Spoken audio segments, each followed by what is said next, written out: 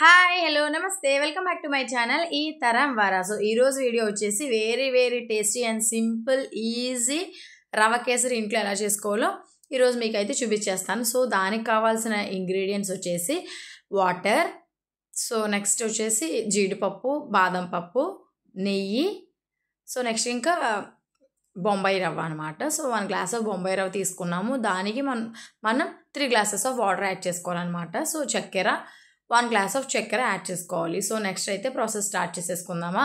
Stove on చేసి కడాయి పెట్టుకుని అందులో నెయ్యి అయితే యాడ్ చేసుకుందామండి. సో కొంచెం నెయ్యి మరిగినాక అందులో అయితే మనము జీడిపప్పు ఇంకా బాదం పప్పు అయితే వేయించుకుందాము. సో అవి కూడా బాగా మాడిపోకుండా దోరగా అయితే వేయించుకోవాలి. సో నేనైతే ఇట్లా బాదం పప్పునైతే హాఫ్ చిన్న ముక్కలుగా కట్ చేసుకుని జీడిపప్పునైతే ఇట్లా బద్దల్లా చేసుకుని ఫ్రై అయితే చేసుకుంటున్నాను. బాగా మాడిపోతే అయితే చేదుతనం వచ్చేస్తుంది. సో మీడియంగానే మనం ఫ్రై చేసుకుని పక్కన పెట్టేసుకోవాలి. సో చాలామంది రవ కేసరిలో అయితే టూటీ ఫ్రూటీలని, కిస్మిస్ అని కూడా యాడ్ చేసుకుంటారు. సో నాకంటే పెద్ద ఇష్టం ఉండదు కిస్మిస్, నాకు అసలు నచ్చదు. సో నేను కిస్మిస్ వాడలేదు.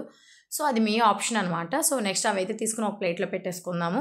నెక్స్ట్ అదే నేతిలో మనమైతే బొంబాయి రవ్వ తీసుకున్నాం కదండి 1 గ్లాస్, ఆ గ్లాస్తో తీసుకుని బొంబాయి రవ్వని ఇట్లా నేతిలో వేయించుకోవాలన్నమాట. సో ఇలా నేతిలో వేయించుకోవడం వల్ల ఏంటి అంటే ఫ్లేవర్ చాలా బాగా వస్తుంది అనమాట. సో ఏదైనా కూడా ఫ్రై అయితే చాలా బాగుంటుంది కదా. సో మనం ఇది ఫ్రై చేయడం వల్ల యాడెడ్ ఫ్లేవర్, యాడెడ్ టేస్ట్ వస్తుంది అనమాట మనకి.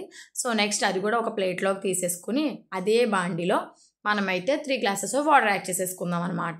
సో ఇలా వాటర్ బాగా హీట్ అయినాక మనం ఆల్రెడీ ఫ్రై చేసి పెట్టుకున్న ఈ బొంబాయి రవ్వని అయితే యాడ్ చేసుకుందాము.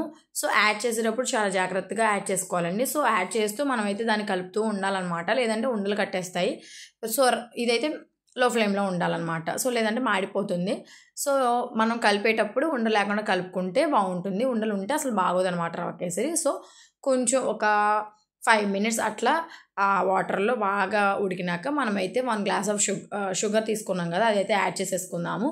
సో షుగర్ కూడా యాడ్ చేసుకున్నాక ఒక 2 to 3 మినిట్స్ ఉంచి అదే లో ఫ్లేమ్లో అందులో అయితే నెయ్యి ఇంకా జీడిపప్పు, బాదం పప్పు ఫ్రై చేసుకున్నాం కదా, అవి కూడా యాడ్ చేసేసుకుందాం. సో నెయ్యి అనేది మీ ఆప్షన్ అండి, మీ టేస్ట్ని బట్టి యాడ్ చేసుకోండి.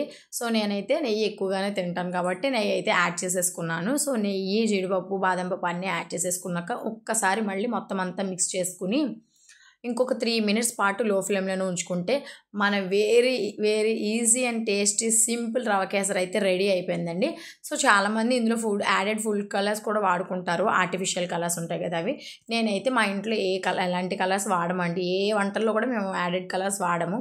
సో రవ కేసరిలో అయితే వాడే కలర్స్ ఎల్లో ఆర్ రెడ్ వాడతారు. సో అది మీ ఇష్టం అనమాట. సో మనమైతే ఈరోజు ఎలాంటి ఆర్టిఫిషియల్ ఫుడ్ కలర్స్ కానీ టూటీ ఫ్రూటీలు కానీ వాడలేదు, ఇంట్లో ఉన్న ఐటమ్స్తోనే ఈజీగా ఇంకా సింపుల్గా రవ కేసరి అయితే ప్రిపేర్ చేసుకున్నాము. ఇది నాకు తెలిసి వర్కింగ్ ఉమెన్కి చాలా ఈజీ అండి.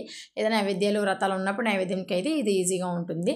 సో ఇంకా ఎందుకు ఆలస్యం, మీరు కూడా ఒకసారి ట్రై చేసుకుని ఈ రవ కేసరి ఎలా ఉందో కమెంట్ సెక్షన్లో కమెంట్ చేసేయండి. సబ్స్క్రైబ్ చేసుకోవడం మాత్రం అసలు మర్చిపోద్దండి.